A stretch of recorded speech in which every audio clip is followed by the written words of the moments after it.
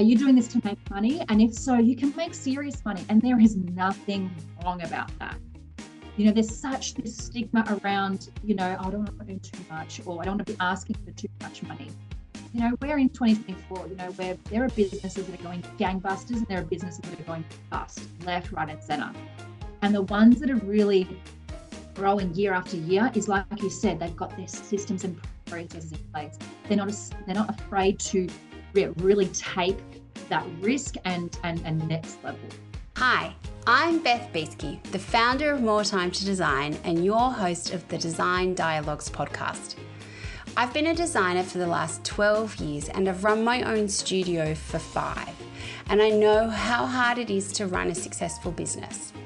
You not only need to be great at designing, but you need to be great at all the other things as well. I created More Time to Design, a software platform to help designers run efficient studios, and I've created the Design Dialogue podcast to help us all learn together. Each week, we will meet professionals who are at the top of their game doing things that help us run our studios. We'll have conversations with social media managers, interior design mentors, copywriters, stylists, photographers, suppliers, and also designers who have been in the game for a long time and who have such a wealth of knowledge to share. I hope that each week you feel inspired and informed at the end of each of our design dialogues. So join me for the Design Dialogue podcast. Hi everyone, and welcome to this week's episode of the Design Dialogues podcast. And I have the pleasure of being joined by Melissa Lunardon from ML Interior Design. Hi Mel, how are you? I'm good, Beth. Thank you so much. This is so fun. It's a pleasure to have you. For those of you who don't know, Mel has, as I said, ML Interior Design, but also runs the Design Collective Mentoring, which is a service that she offers to help new designers and also established designers get started in their business. Now, I love to start every dialogue by finding out, what can you see out your window today? Sure. So I'm in my office, which is at the front of my house, so I can see our front garden. It's cute, it's small, but it's quiet. And I actually have purposely placed my desk so I can see outside the window. So yeah, lovely. Oh, sounds delightful. So, tell us a little bit about your business and how long have you been an interior designer, and what made you go from having not just the interior design studio, but also having the service where you're mentoring new designers? Yeah, sure. So I've been a designer for about 15 years now, and I'm in my 8th year of business with ML Interior Design. So we predominantly work on residential and commercial interiors, and it's been fantastic. I've really enjoyed it. We've grown year on year, which is super exciting to see. And probably the past 2 or 3 years, I've started the Design Collective, being their mentoring. And the reason how that came about was, I love our industry, and sometimes it can be a little closed off, especially for those who've been in big design firms and wanting to start their own business, but just didn't know how to do it. Because when we go to TAFE or uni, we're taught how to be interior designers, but not actually how to run a business, especially for those of us who have this is our first career. We haven't come from corporate or anything like that. So I found when, some other designers wanted to catch up for a coffee, and they were thinking about, going from, working for somebody else to working for themselves. They just wanted to understand how to navigate that, what's the next steps. And for people who know me, I'm an open book. I love to chat. I love to share what works for me, what hasn't. And I really found I enjoyed it a lot, because I was happy to share my experiences. And because our industry was so closed up, I'm like, well, there's no need. There's enough work out there for all of us. We all have our own specialty, our own niche. And I thought, okay, I think I can actually create another, because one business isn't enough.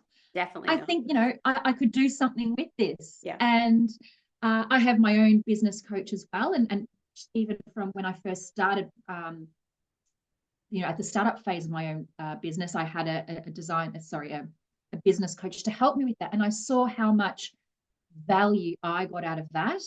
And I thought, well, there must be similar designers in my boat, you know, where they just how to navigate. And that was one thing I found really tricky when starting my own business was I didn't know about sales, I didn't know about marketing.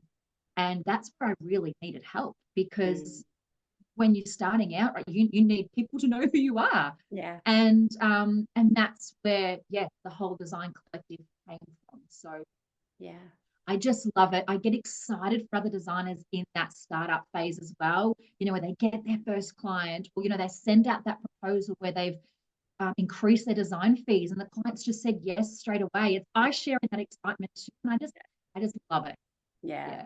That's awesome. And I do think, I mean, like it's partly, I mean, it's one of the reasons why I started More Time to Design as well. Yeah. Like my experience was very much in design, but also the more business side of design and running a Yep. studio and kind of overseeing all those other things that you need to do to Yeah. have a successful business. Yep. And I was always similar to you, like such an open book. And I had so many designers who would come to me that were like, how do you do this? Or what do you do this with? And how do you Yeah. Excel, like kill me now kind of thing. And it's like, I think it's one thing to go and start a design business and to be good at that and learn all of those skills that you need to start that business. Yep. But then I think taking that knowledge and going, okay, I also need to really upskill in all of the business side. And Yeah. I think like I'm a huge fan of business coaches and mentors. Yeah. I have two business coaches that That's awesome. I work with regularly that I adore Yep. and can really kind of directly credit for big jumps in my business. Yeah. And I think knowing that you need to do the other skills, so sales, marketing, business administration, Yeah. systems and processes, all of that kind of stuff, Yep. it can be really daunting. And knowing to ask for help and to Yeah. implement systems and find the right programs and all of that kind of stuff is the first step to going, okay, I'm going to really build a business and it not just Yes. be a hobby. Exactly. That's what I had in mind when you were just saying that is you've got to really, if you're going to take that leap, you can't be, you know, oh, you know, I don't want to, you know, charge too much. You know, I just like doing this for fun. It's like, well, hang on. Are you doing this to make money? And if so, you can make serious money. And there is nothing wrong about that. You know, there's such this stigma around, you know, I don't want to earn too much, or I don't want to be asking for too much money. Yeah. You know, we're in 2024, you know, where there are businesses that are going gangbusters and there are businesses that are going bust, left, right, and center. Yeah. And the ones that are really growing year after year is like you said, they've got their systems and processes in place. They're not afraid to really take that risk and next level.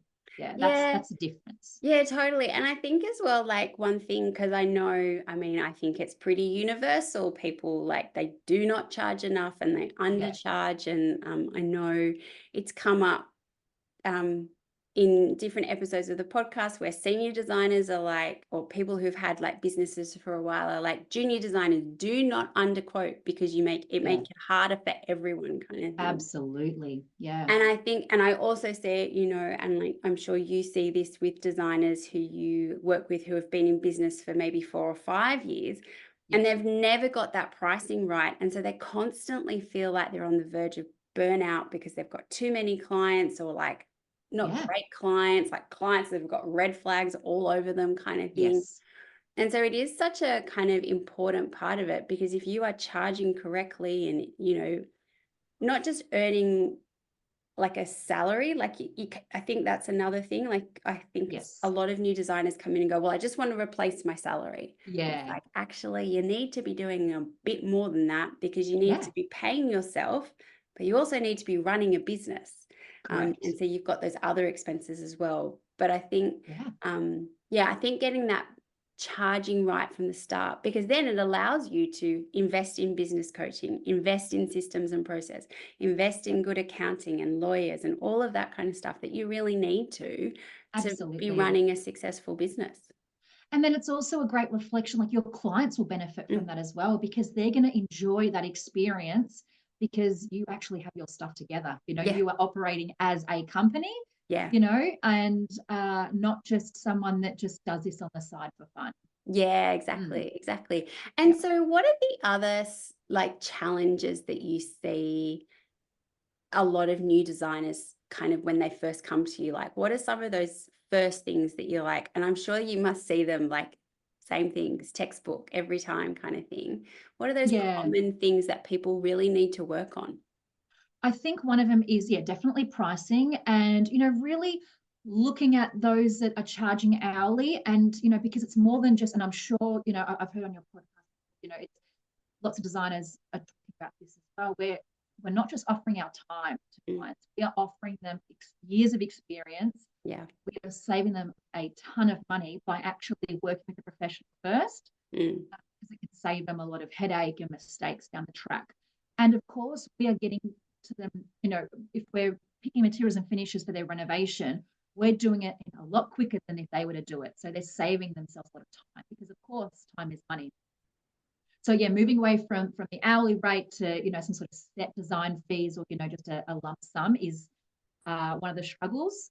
And definitely it would be around wearing all the hats, as yes, we're an interior designer first and foremost, but we are the finance officer, we are the administration assistant, we are, the marketing and sales. So understanding those roles and how we can move away from us doing it ourselves to actually outsourcing or growing a team. Yeah.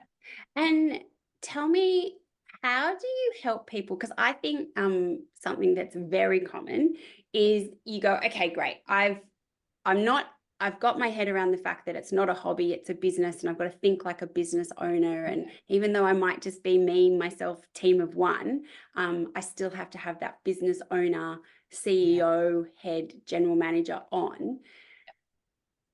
Getting from like team of one to team of two can be such a massive hurdle for so many people. Yeah. What are some of the things that you kind of talk through with people about? Are they ready? Who should they take on? Should it be an admin person? Should it be another designer? Like, what's that process of working out who is that first person that you bring into the team to go to a team of two? So the first thing I ask designers, especially when they're thinking around growing, is to do like a brain dump of their whole process, from when a potential client calls them and, they want to jump on like a discovery call or, booking for an initial design consult, all the way through to completion, right? And it just has to be just a dot point brain dump of everything, right? Because as business owners, we do it without even realizing. It's just in the back of our head, we just do it. And when we put it out on paper, or, we write it in a Google Doc, we see, all right, there's quite a few steps here. Do I actually need to be doing these sorts of things? And the reason why designers get to that point where they're like, okay, I think I need to take somebody on, it's because of that overwhelm. They're just doing so much. And of course, they're lagging in other areas. Maybe they're just rushing through design projects, or, they're not spending enough time, putting a proposal together. So the reason why I asked to do that brain dump of that proposal of the design process is to see where the bottleneck is. And usually we are the bottleneck because we are taking on all these projects, right? We say, yes, I'll do this. Yes, sure. And then we quietly look at everything and we panic and we get into overwhelm. And of course, things slow down because it ends with us. We're the one that has to do it. So look at those areas where you are the bottleneck. And maybe it's onboarding, maybe it's like sending out that invoice, sending out the welcome pack. Maybe it's the drawings. Maybe you're taking too long with the drawings. And like myself, actually don't like doing that stage. Same. Because it is hate it. And it's okay. And I've realized only the past few years, it is okay to hate something in your business and give it to somebody else.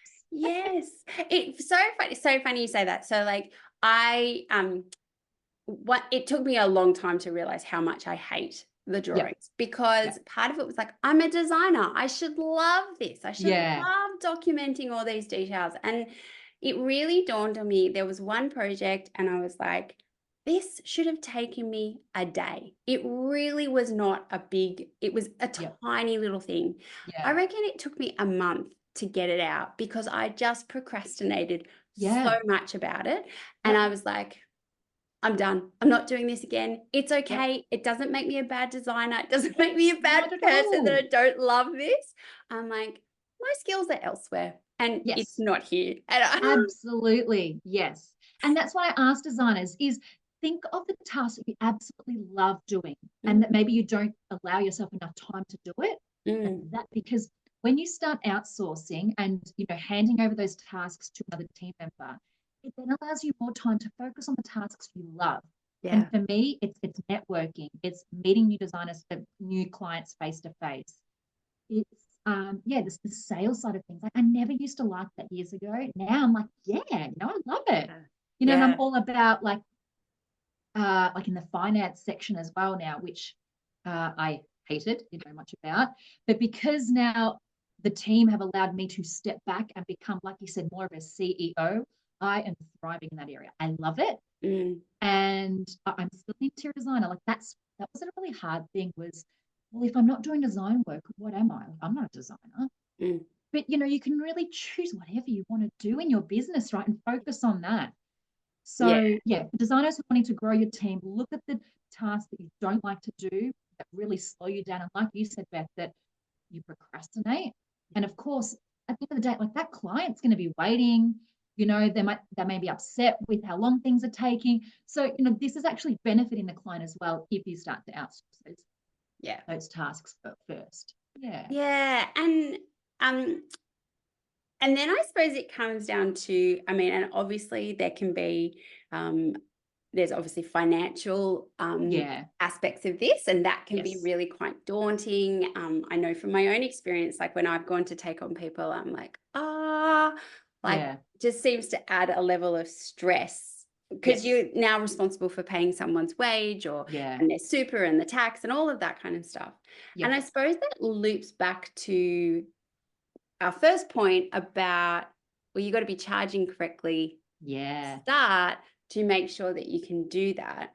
What are so like the people you're talking to, the designers, they've made the decision to take someone on. What are some of those things that you go, okay, now you've decided, let's just say that you've highlighted that you don't like drafting and you want to outsource that kind of design documentation stage. What kind of steps do you go, okay, financially, what do I need to make sure that I've got covered so that it is not a stress, that I know that I can pay that person's wage, that I can cover super and tax and all of that kind of stuff? Like, what are the next steps for that? I think it would be best to chat to your accountant around the best way because your business may be structured differently. You're a sole trader, a trust company. Chat to your accountant about the best way to do it. I personally, what I've done is started with outsourcing it on a contract basis. So I pay them for the service. And now, of course, the ATO, you need to cover their super as well. So you start with outsourcing per project, and you'll ensure that their fees are covered in the design fees that you're charging. And at the end of the day, it's a business expense that's not coming out of your pocket. It's coming out of the design fees. So think of it that way. It's not something you need to fork out yourself. As long as that money is there that you're charging well, you actually won't notice it. And I think I really kind of like that point before where you were saying about like this really also links into the mindset of I'm a business owner, I'm a general manager, I'm a CEO, because having that mindset when you run your own business, it makes, because the other thing that I've heard of so many designers who have gone down this path and they've just stuck their head in the sand around tax and contracts and all that kind of stuff. And it always ends badly. Like it's always a mess at the end. And I think that's something else that you really have to have your mindset right about it. It's like, once again, I'm a business owner, I'm a general manager, I'm a CEO, whichever way you want to frame it. And those people, they're across the legals, they're across the accounting, all of that kind of stuff. Like you've got to have that mindset when you're making these decisions, because then it isn't stressful. It's, by the book, it's all set up. Everyone knows where they stand. And it makes the whole kind of taking and growing the team. It just takes out the stress of it because you know where you're going and what you're doing.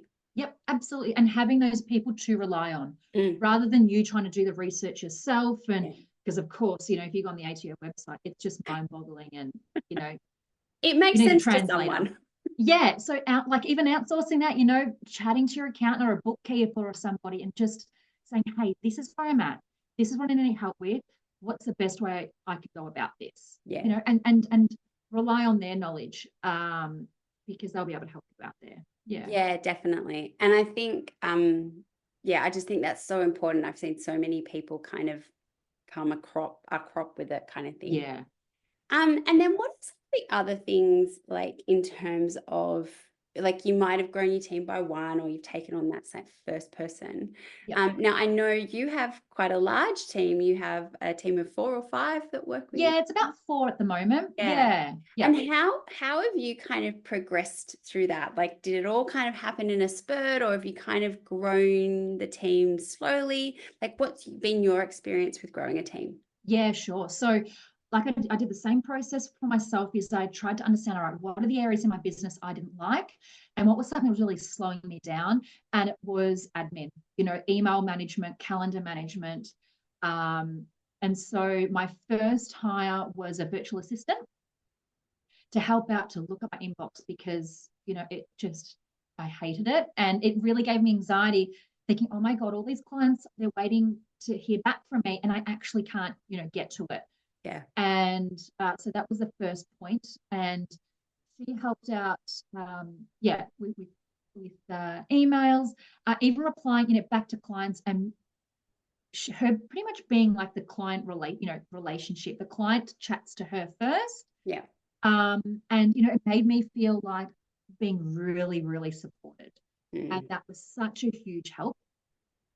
The next thing was, definitely getting a bookkeeper and an accountant. So I have an accountant that helps out with the overall end of year tax. And, we sit down around every, May before, June 30 hits, and would look at my profit and loss statements and all those things, and look at, where to spend money, where can we save, to ensure that I don't have to pay a lot of tax at the end, or making sure everything's in order that way.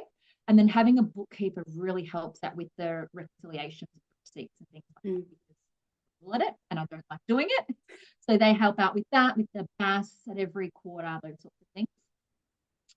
Then I realized, I needed to help with drawings. And at the same time of hiring a virtual assistant, I had to contract with drawings too. And this all came about. Then the team started to grow a little bit more, because back in 2022, after all this lockdown, my husband and I decided to take 6 months off, and we lived in New York. Yeah. And that was a really big test around, all right, can the business operate without me physically being there? And so then we had someone who's helping out with the drawings, was now actually being me. They were meeting the clients face to face. Yeah. I would still, we had team meetings, and I would actually go away and put the proposals together and those sorts of things. But she would meet clients face to face, meet for like concept and design development presentations, also all of those things.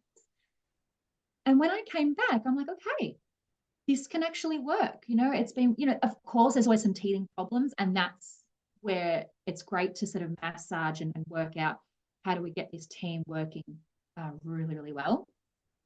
And it was a great time, because my husband and I knew we wanted to start a family, and this was a great practice.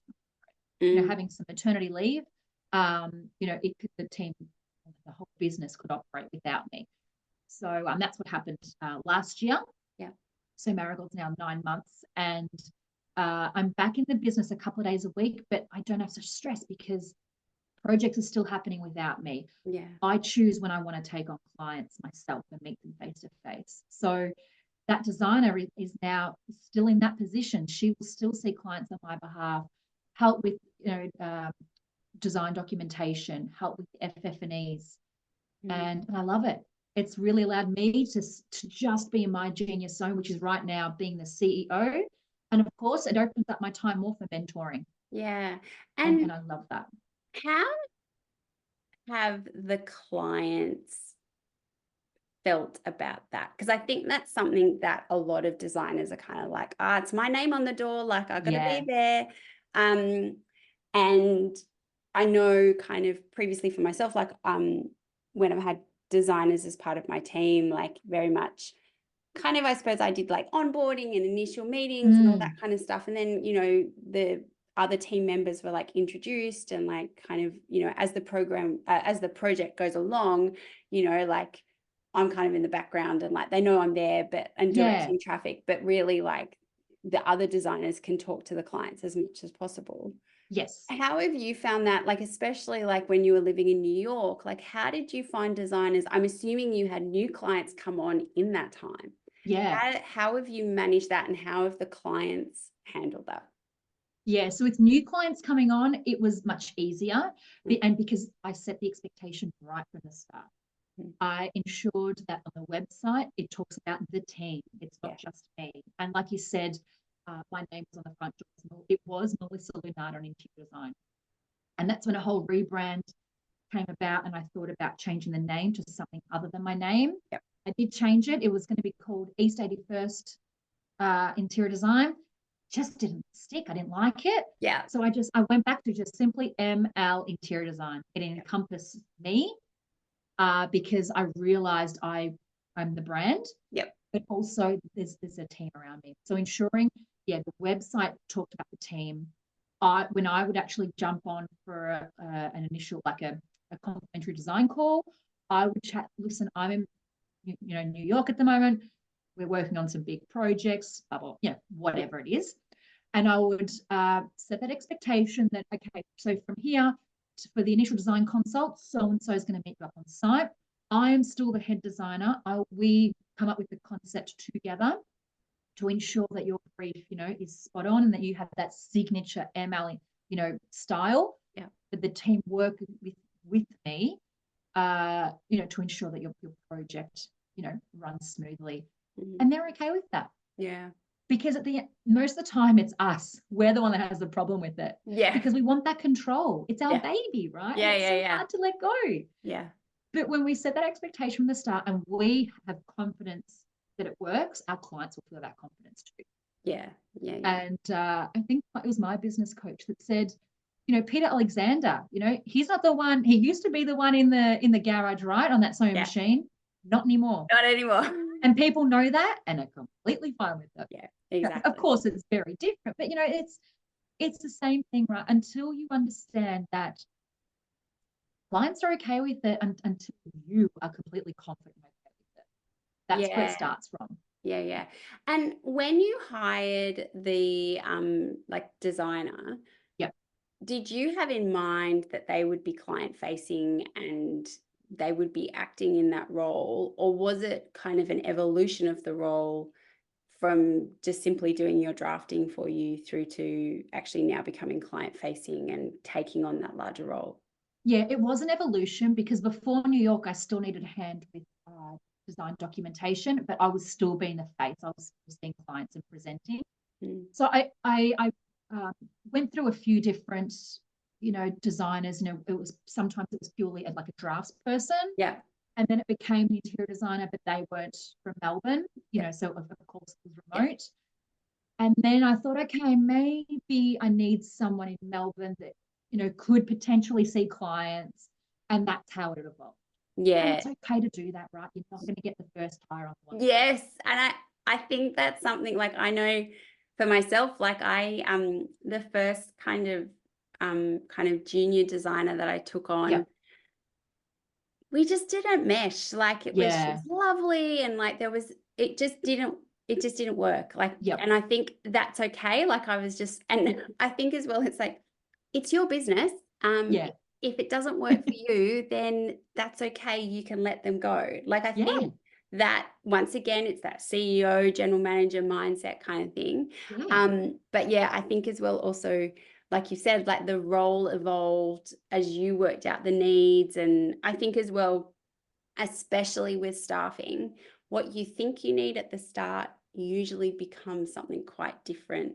Yeah. Once that person comes into the team and you're like, oh, I thought they would do that, but they're actually really good at something else. So let's do that. And maybe I don't mind doing that first thing, or we'll need someone else kind of thing. Like I've seen that happen a lot with staffing and growing a team kind of thing. Like it's not usually a straight path. No, because when I first decided, okay, I want to take somebody on, when I was looking for somebody, I was trying to look for like a body double. Yeah. No one is going to be that, right? Because they're not going to have the passion that Yeah. you do for your own business. Yeah. So I was trying to find an interior designer that loved documentation, that would see clients face to face, that could actually help with email management and all this stuff. And like, wow, that's a lot to give to them. Yeah. I was setting them up for fail. Mm. And then I started to realize, okay, maybe it's just one person I need that's, me. Maybe I need a few different people in their own genius zone. So that's why I have someone just in admin. I have someone just in finance. I have, a designer that just does design work. And now we have someone that helps out with socials. Yeah. Because I wanted that body double as well, of course, to post on Instagram too, right? Of course. I was doing it. And I think, I mean, this is not anything new. Like, I think good leadership is around identifying, like choosing another you is pretty pointless, because then you've got two people who are really good at the same thing in the business. Yeah. And where actually what you need, like good leadership, is going, okay, where are my weaknesses? Yeah. And as a whole, we will be better if I am good at task A and they are good at task B. Yes. And so I think having that insight to yourself, which can sometimes take a little bit of work to kind of get to that point. But I think that also makes such a difference when you're hiring people and how successful that hire is. Absolutely. And have you realized, like, since running your own business, it is the biggest personal development experience that you've ever done? Yep, absolutely. My gosh, the lessons I have learned about myself, even in the last 6 months, I'm like, man, I just like, and it's not all bad. Like, some of it's really good stuff, but it's also like going, like, you can't, like, for me, I seem to, it takes me about 3 or 4 times of repeating the same mistake before it really sinks in that actually this is not working, or it's me that's the problem, not you. So it's kind of, and I think for a while, I'm a pretty stubborn person. And so for a while I was like, not necessarily open to change, or open to, not necessarily open to change, but open to examining what was happening. One of my business coaches, he always says that, like, it's a famous quote from someone, which I should remember because he's told me it a lot of times, but like, an examined life is one that's worth leading. And I think that's so true. Like, if you're not reflecting and looking and, like, it kind of is like, where are you learning your lessons from? And it's not necessarily that it's a bad thing. It's just that you're like, okay, we're going to do it differently next time because it hasn't worked, or it's like, it's not a strength of mine and all that kind of stuff. But yes, oh my gosh, so much self-development. And then you're not looking at life like, why is it happening to me? It's like, well, what is this teaching me? Yeah, exactly. You're getting out of that victim mode. Yeah, absolutely. Absolutely. And it's very much like, and I think once again, I'm a little bit obsessed with listening to this financial review podcast, and it's called 15 Minutes with the Boss. Okay. And it's, it is literally 15 minutes with the boss of like big companies and big CEOs and all that kind of stuff. And it's really interesting, like, these guys, women and men, from a really wide variety of businesses and industries. And it's the ones that are really successful and really engaging, they are very reflective of themselves, their work, and their teams. And it is a constant kind of reflect and iterate, reflect and iterate, reflect and iterate. Like, it's a constant kind of, it's not a static document. It's not a static thought. It's a very much constantly changing and reflecting and changing. And I think so much of that can be applied to yourself as a business owner, as a team leader. In all aspects of your business. Yeah, totally agree. That's great. That's awesome. So tell me, What are you looking forward to in the next 12 months for your business or Sure. businesses? Yeah, so definitely seeing we've got some really stretchy financial goals, Yeah. which I'm really excited about. Love For a the stretch actual goal. for ML interior design. Yeah. And I love stuff, and my coach says, it's got to feel a bit stretchy. And if it scares you, like that's good, right? Yeah. Because if we set goals that are like, oh yeah, I can easily do that, then we'll just sit back idly and just let things happen. But what's the fun in that? I love If you that. kind of feel you can't, like if it's not a challenge. Yeah, and January and February were just epic months for us. So Yeah. I'm like, okay, this can actually happen. So that's really awesome. exciting.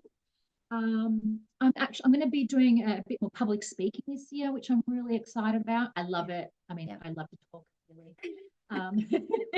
So that's awesome. And the mentoring, really ramping that up because the team have allowed me to spend more time doing that. Yeah. So really, really excited. Yeah. To spend more time there. Yeah, awesome. And how can our community reach out to you and find out more about what you do? Yeah, sure. So if you're wanting to find out more about one-on-one mentoring, so that's something we do for startups and established designers. That's over a 6-month period. And then if you're wanting more of a group community where we chat with other designers monthly, that's called Design Club. And but you can find that both on the website. So that's melissalunardon.com. Or if you follow me on Instagram, that's Melissa_Lunardon. The link in bio has all the details for those sure. programs. Yeah. Oh, awesome. Thank you so much for joining me today. I really do feel like I could have talked to you for another hour or so. But thank you so much for joining me, and we'll chat soon. Thank you. Thanks for inviting me. See you later. Thank you for listening to this design dialogue. I hope you have found it full of inspiration and helpful information to take into your design studio. If you like the podcast and want to hear more, consider sharing it or writing a review, as it helps us reach more people, and follow us wherever you get your podcasts. If you would like to unlock the power of effortless studio management and elevate your design business to new heights, please follow the links in our show notes to see how more time to design can help you build a better business. Have a great week, and I will see you for our next Design Dialogue.